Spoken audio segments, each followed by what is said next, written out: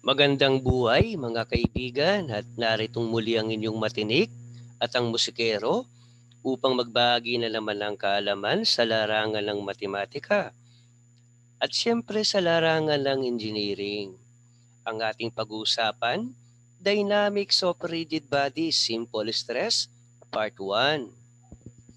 Pero kaibigan, bago natin simulan ang ating diskusyon, kung maaari lang, kung pwede lang, paki-subscribe na muna ng ating channel. And at the same time, paki-press ng notification bell nang sa gayon ay lagi kayong updated sa ating mga videos. Ngayon ay maaari na nating simulan ang ating lesson.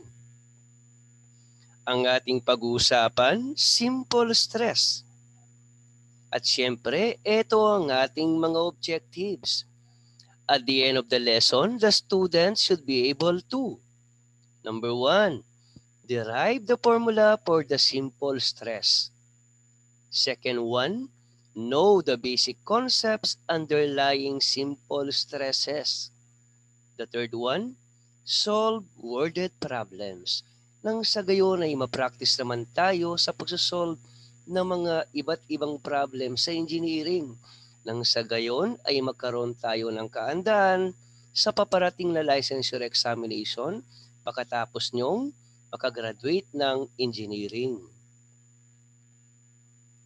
At siyempre, nais ko ring simulan ang ating lesson sa mga katagang this is reality gamit ang ating formulang simple stress is equal to P over A, kung saan ang ibig sabihin ng P, load. Ito yung mga pabigat, ito yung mga problema na madalas ay nararanasan natin sa araw-araw na pamumuhay.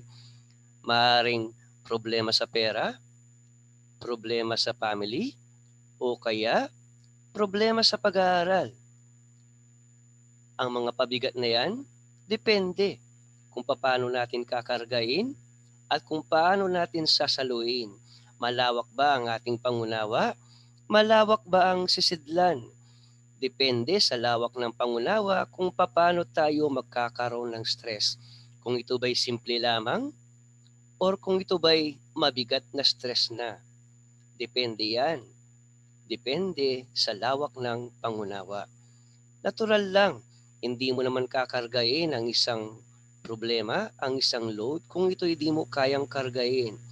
Dahil kung hindi, lalong lalaki ang problema. Lahat ng bagay ay may function at lahat ng function ay may limitasyon. Even yung mga materyales lamang, may mga allowable stresses ang mga to.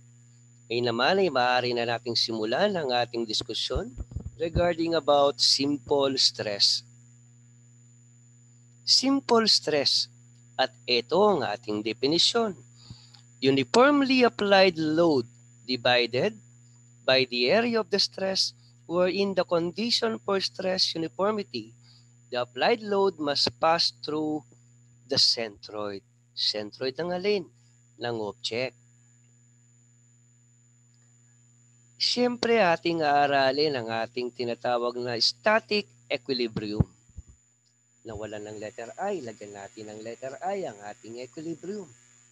Yan. So lagyan natin ng I, ang equilibrium, sa pagitan ng L at ng letter P. Okay, let's proceed. Una sa lahat, kailangan nating mag-drawing ng ating 3D. Ito ang ating y-axis. Ito naman ang ating z-axis. At siyempre, ang ating x-axis, na kung saan nagtugma ang lahat ng mga axis na yan sa origin na tinatawag natin. Afterward, try nating mag-drawing ng isang object. Try natin ang isang cylindrical object. Kailangan natin niyang aralin ngayon ang ating tinatawag na static equilibrium. Una sa lahat, ito ngayon ang ating centroid. Centroid ng ating circular or cylindrical object. Sa centroid na yan, yan ang sentro ng ating load or tinatawag na applied load P.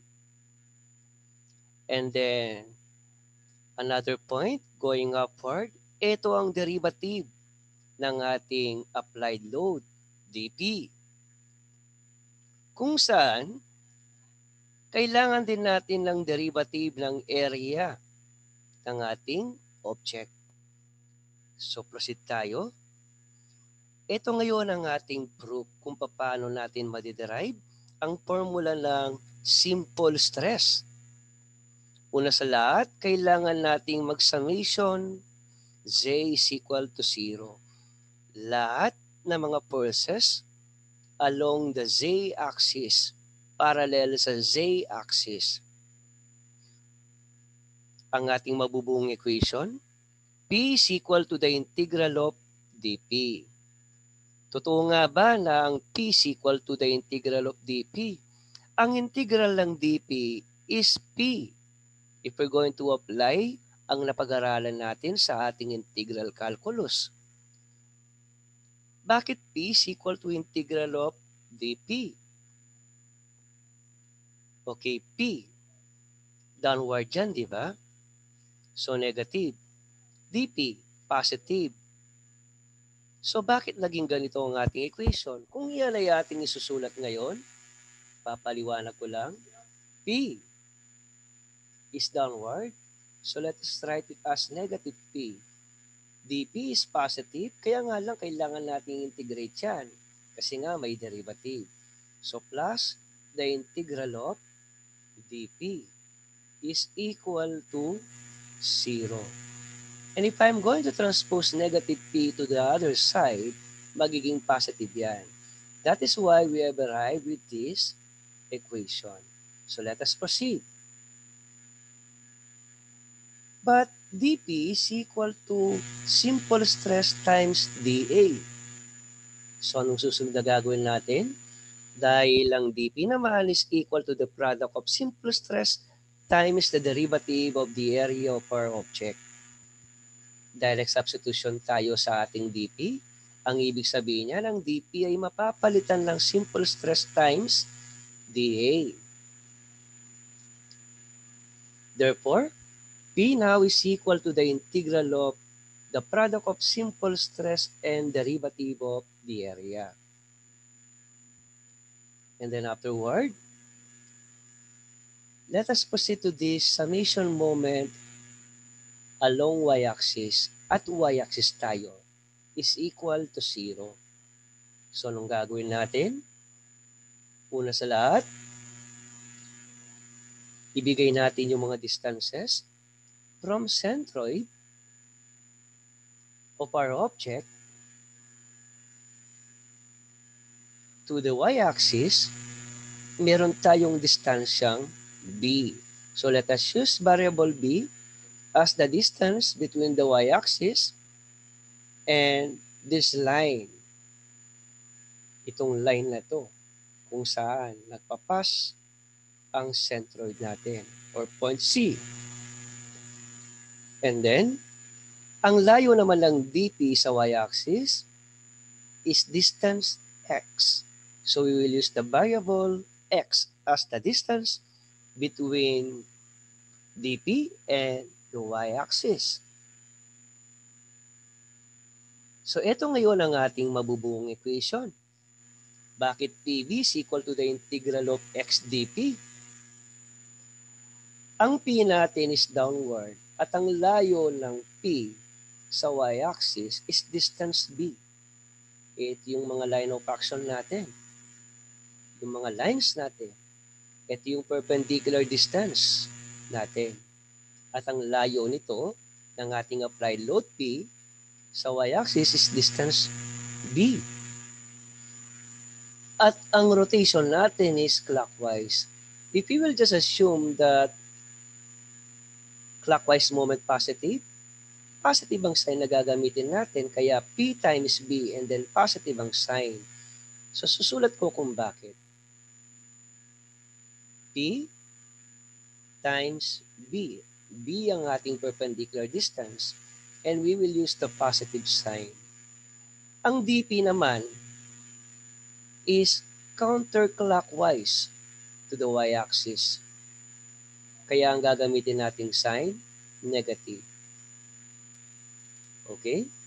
Yun nga lang, DP yan eh. So, kailangan nating integrate. Pero ano yung perpendicular distance natin? That is x. So, meaning to say, we have the integral of x times dp. And if we're going to transpose it, equate ko muna ng 0. If we're going to transpose it to the right-hand side of our equation, PB now is equal to the integral of x dp. Then let's simplify it. Since dp is equal to simple stress times dA, okay, ibig sabihin ang dp natin sa ating equation mapapalitan lang product of simple stress and dA.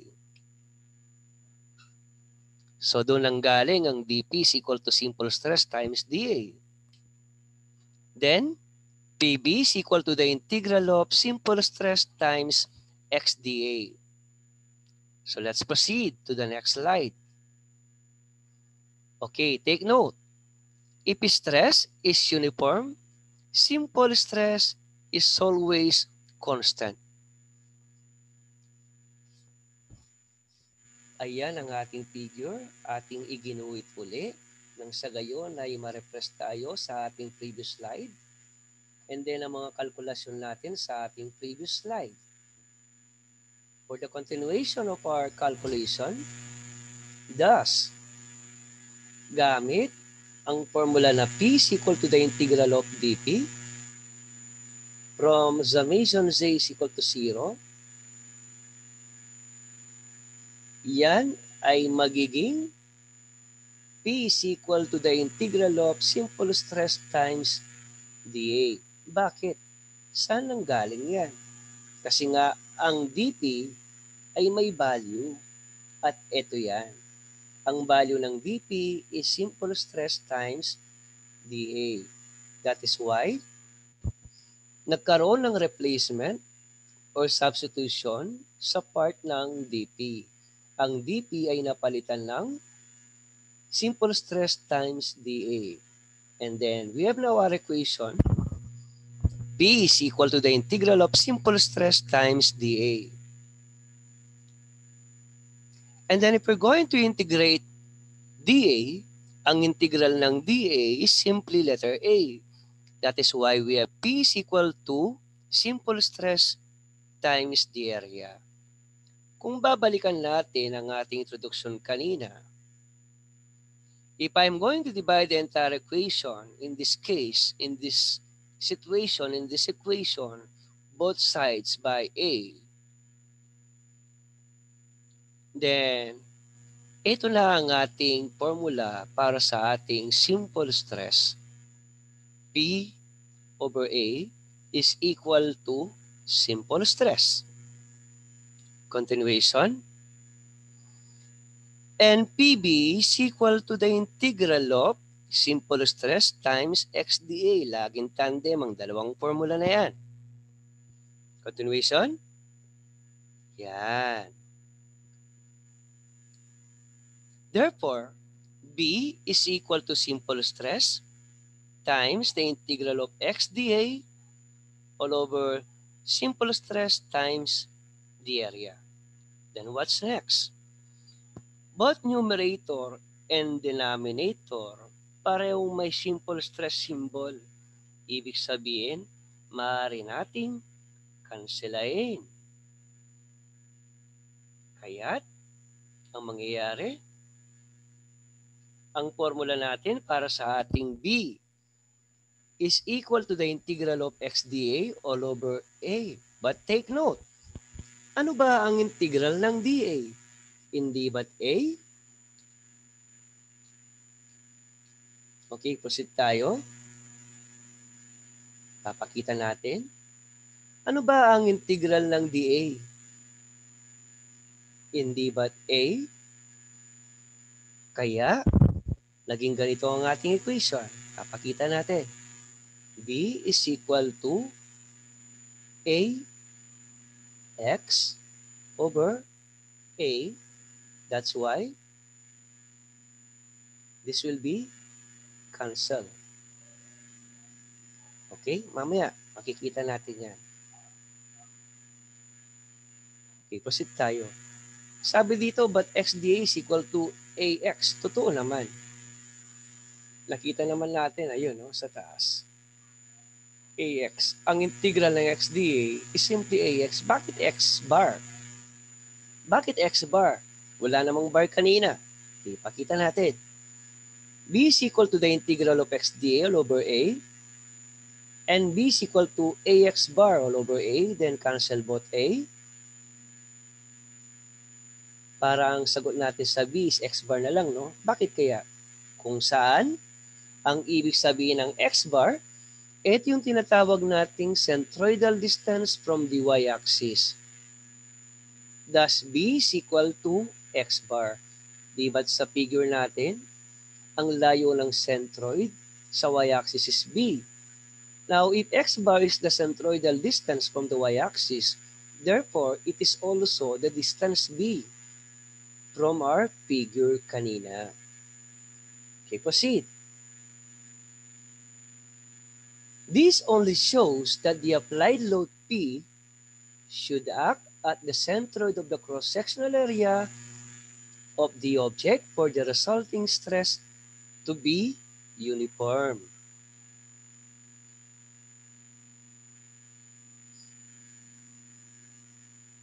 Now, ito ang ating sample worded problem number 1 para may ensayo natin ang ating kaalaman ngayon or natutunan regarding about the concept of simple interest.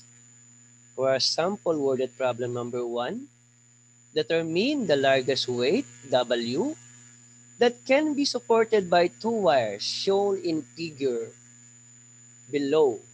If, using the following conditions, the stress in wire AB is not to exceed 100 megapascal. Dapat hindi yan lalampas sa limitasyon na 100 megapascal. The stress in wire AC is not to exceed 150 megapascal. The cross-sectional area of wire AB is 400 square millimeters and the cross-sectional area of wire AC is 200 square millimeters. At siyempre, ito ang ating figure. So, meron tayong dalawang wire. Ang unang wire natin, ito yung ating wire AB na may angle of inclination na 30 degrees. At ang ating wire AC na may angle of inclination of 45 degrees. At may allowable stress na 150 megapascal para sa ating wire AC. Ang unahan naman na wire AB ay may allowable stress na 100 megapascal. At ang area ng bawat wire is given naman. 400 square millimeters sa wire AB at 200 square millimeters sa wire AC. At siyempre sa pinakamababa o pinakababa, yung arrow natin na may capital letter W. Yan ang ating hinahanap. Yan ang ating problem. Ano ba ang ating largest weight that can be supported by two wires shown in this figure? Now, let us proceed to the start of our solution. Una sa lahat, considering joint A. At siyempre, ito ang ating free body diagram. Sa left side, makikita natin ang arrow na nilagyan natin ng variable P sub AB. Ito yung load natin sa AB wire na may angle of inclination na 30 degrees. At ang load naman natin, P sub AC, ay may angle of inclination na 45 degrees. And then downward naman ang ating weight. So yan ngayon ang ating mga given vectors. Since napag-aralan na natin sa statics of rigid body sa mga vectors, including sa physics din, malamang hindi na kayo mahihirapan sa paghahanap ng mga components ng ating mga vectors. Ang load nating PAB ay may dalawang component yan. Isang X component at isang Y component. Same thing din sa ating load PAC. na may 45 degrees along the x-axis. May dalawang component din yan. May horizontal component at may vertical component. Okay. Para sa unang bahagi ng ating solusyon. Okay. For equilibrium tayo, pag-usapan natin ang terminong equilibrium. So, paano ba magkakaroon ng equilibrium? Paano natin mapapanatili ang equilibrium? Kailangan summation ng lahat ng mga loads equal sa 0.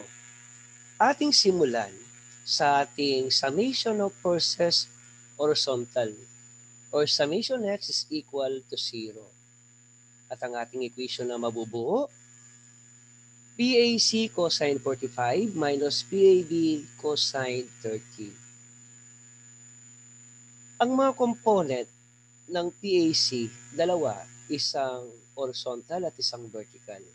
At dahil papunta ng right yan, natural lamang positive ang sign.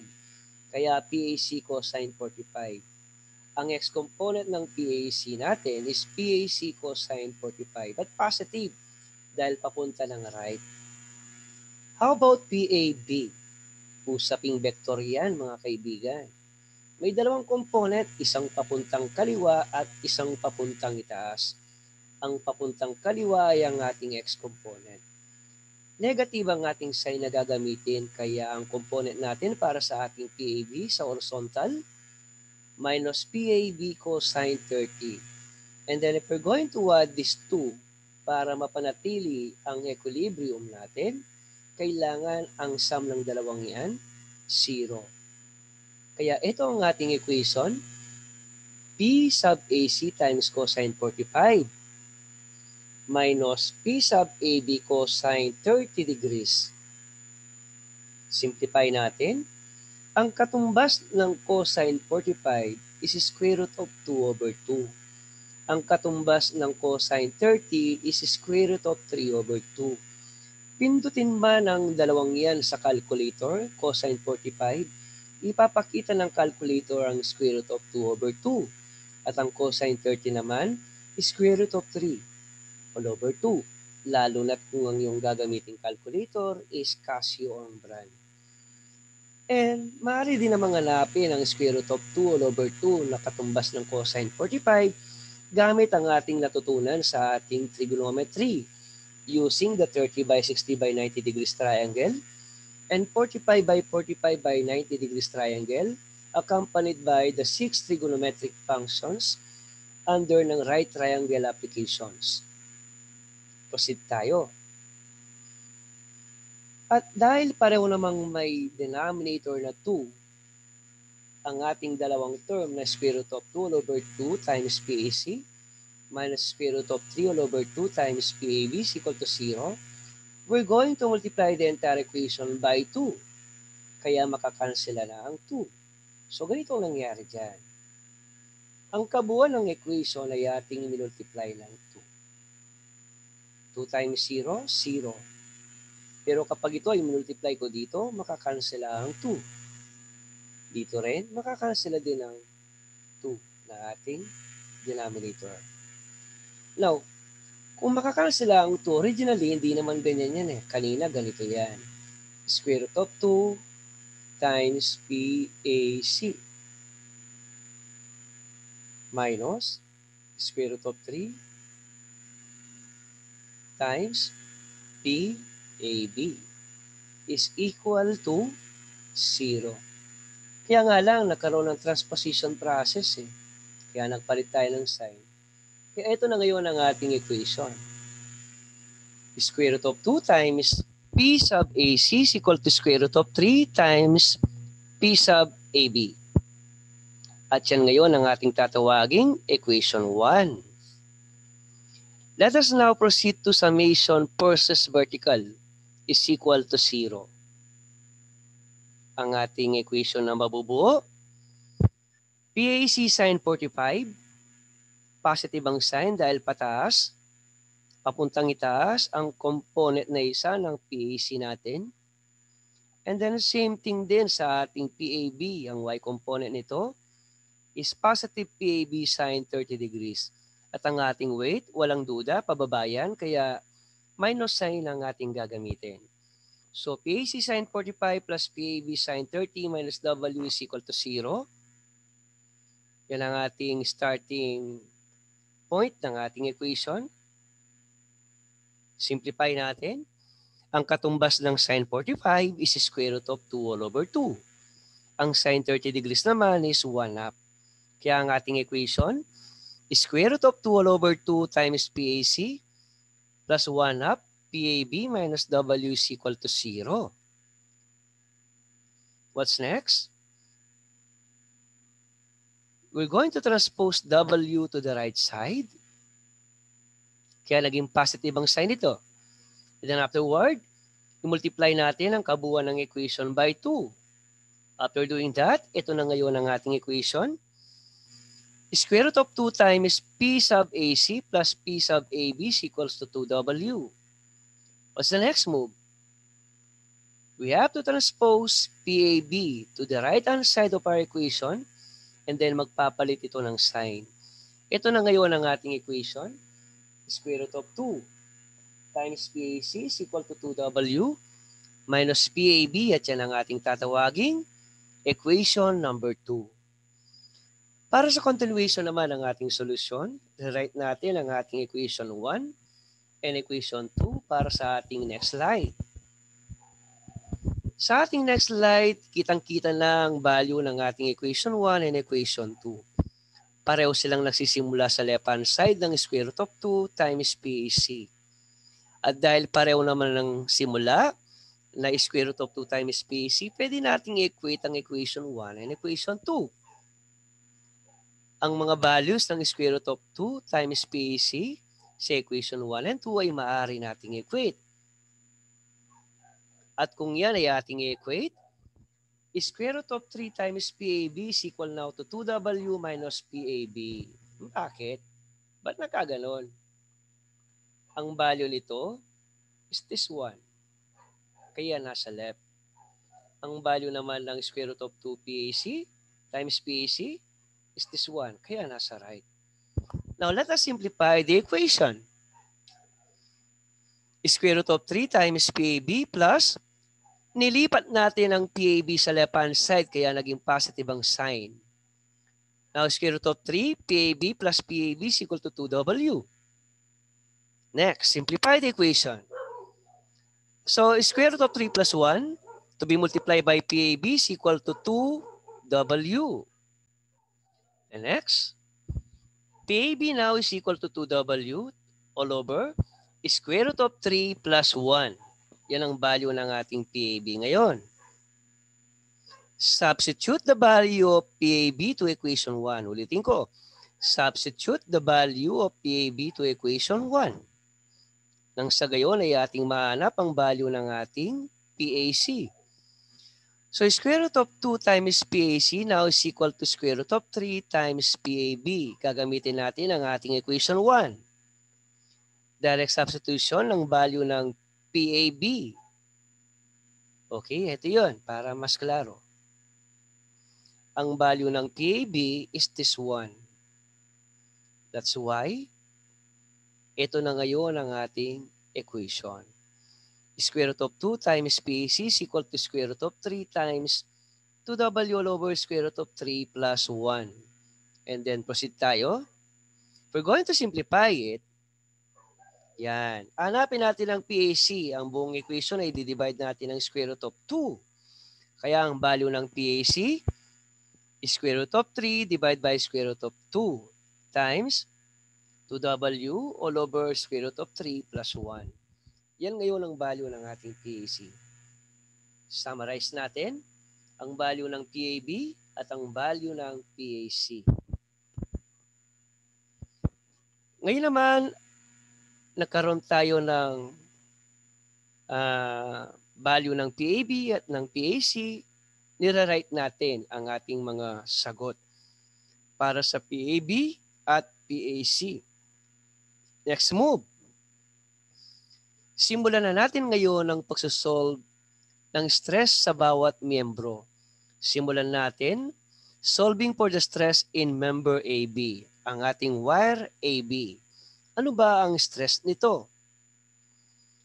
Using the formula for simple stress is equal to load over area, nilagyan lamang natin ng subscript bilang pananda na ang ating solusyon ngayon ay para sa wire AB. Simple stress for wire AB is equal to P all over A for both wire AB. Kaya nga lang may value ang ating simple stress para sa wire AB. Ito yung kanyang allowable stress na 100 megapascal na ibinigay kanina sa ating given worded problem. At ang area ng wire or cross-sectional area nito is 400 square millimeters. So wala nang mahirap. Direct substitution na lang tayo dito sa ating given equation. Bakit? Pakita ko lang para malinaw. May value ang area ng ating wire at ito yung 400. At may value ang ating allowable stress na 100 megapascal. Ang PAB ay na-derive na natin kanina at ito yan. So direct substitution. 100 megapascal now is equal to W all over square root of 3 plus 1. And then para sa ating area, divide by 400 square millimeters. Now, konting algebra na lang dito para matapos natin ang ating solusyon. We need to cross multiply 400 to 100 megapascal. Okay, take note. Ito muna yung mga dapat nating tandaan.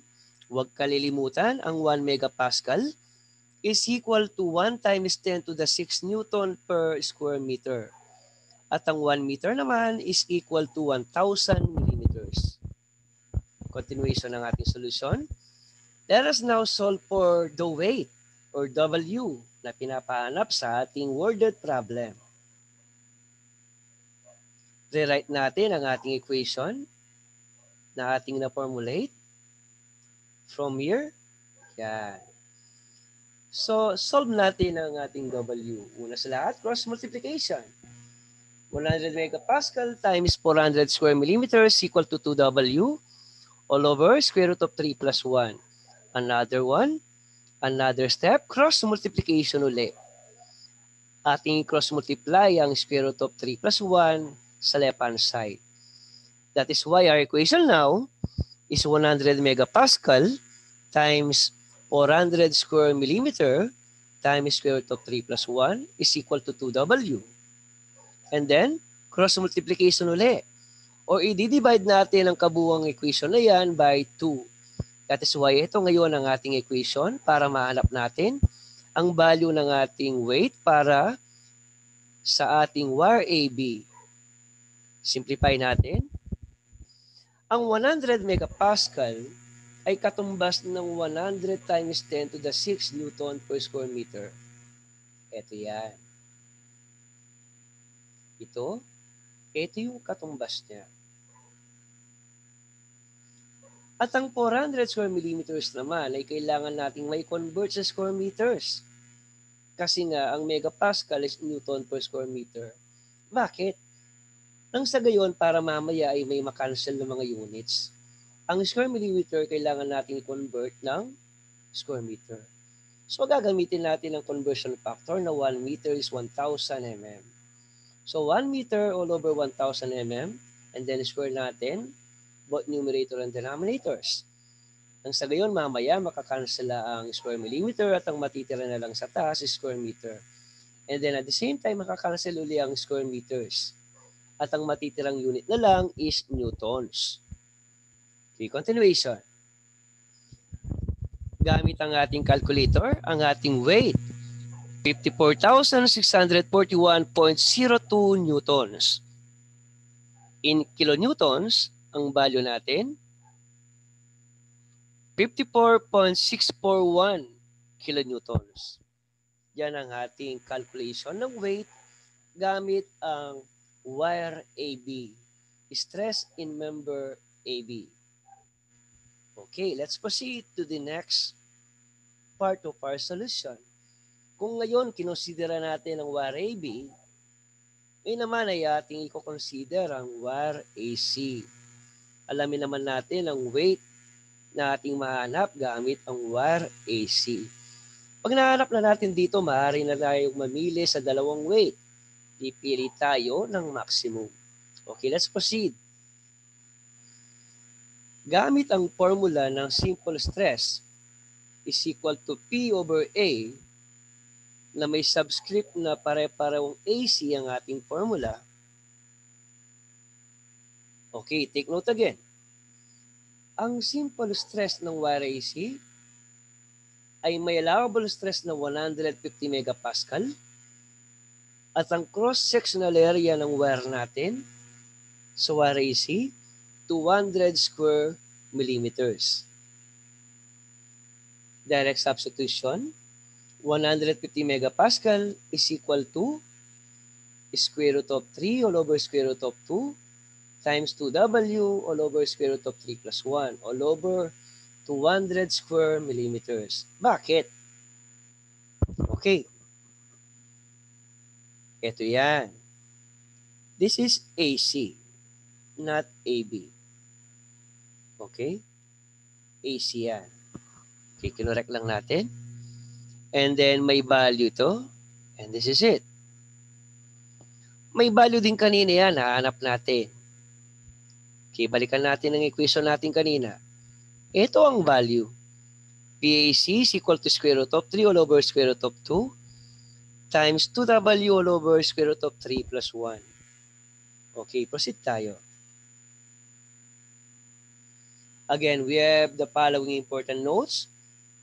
Reminder ulit, 1 megapascal is equal to 1 times 10 to the 6 Newton per square meter and 1 meter is equal to 1,000 millimeters. Now, let us solve for W. 150 megapascal is equal to square root of 3 all over square root of 2 times 2W all over square root of 3 plus 1.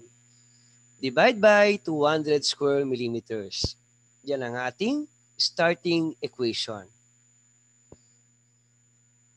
Next move, kailangan nating i-cross multiply ang 200 square millimeters sa left-hand side. That is why we have 150 megapascal times 200 square millimeter is equal to square root of 3 all over square root of 2 times 2W all over square root of 3 plus 1. The next move. So simplify natin ang ating equation. W now is equal to 150 times 200 times square root of 2 times square root of 3 plus 1 all over square root of 3 and also 2. For our weight, simplify pa natin. Okay. Para mas gumanda ang ating equation. So pinag-iwalay muna natin. So weight now is equal to square root of 2 times the parenthesis of square root of 3 plus 1 all over 2 and also over square root of 3. So to be multiplied by 150 megapascal and 200 square millimeters. Yan. In this situation naman, kailangan na nating i-convert ang 200 square millimeters sa square meters. So how's that? Katulad ng ginawa natin kanina. Multiply natin ang ating 200 square millimeters sa 1 meter over 1,000 millimeters and then naka-square. Kasi kapag ni-square ang millimeter, magiging square millimeter yan eh. Cancel ito. At ito magiging square meter. Cancel naman yan at ito. Ang matitirang unit, newtons na lang. And then gamit ang ating calculator, pwede nang kalkulayin ang W. Ang weight ng ating W, 33,460.65 newtons. At yan ang weight na ating hinahanap. Now, dalawa ang weight na ating hinahanap. Yung una, gamit ang wire AB. Pangalawa naman, gamit ang ating wire AC. Okay, proceed. Weight now is equal to 33.46 kilonewton. I-convert ang newton sa kilonewtons. Proceed tayo. Ang sabi sa ating conclusion, kung mamimili tayo ng maximum value of W, pipiliin natin ay yung weight na ating nahanap sa wire AC. At ito yung muling nahanap natin na may value na 33.46 kilonewton. Bakit? Basahin natin. Thus, the maximum value of W that is allowable for the given system is 33.46 kilonewton based on member AC or wire AC. Kasi, if W is made greater than 33.46 kilonewton, the stress in member AC will exceed the allowable stress of 150 megapascal. Kumbaga, hindi pwedeng gamitin yung una eh. Mas mabigat yun. Kung dito nga lang sa 33.46, sakto lang sa 150 megapascal, gagamitin mo pa yung mas mabigat. So, ibig sabihin, hindi pwedeng gamitin yung mabigat na weight kasi magkakaroon ng failure. Hindi siya safe. So, tingnan nga natin yung amount kanina sa wire AB.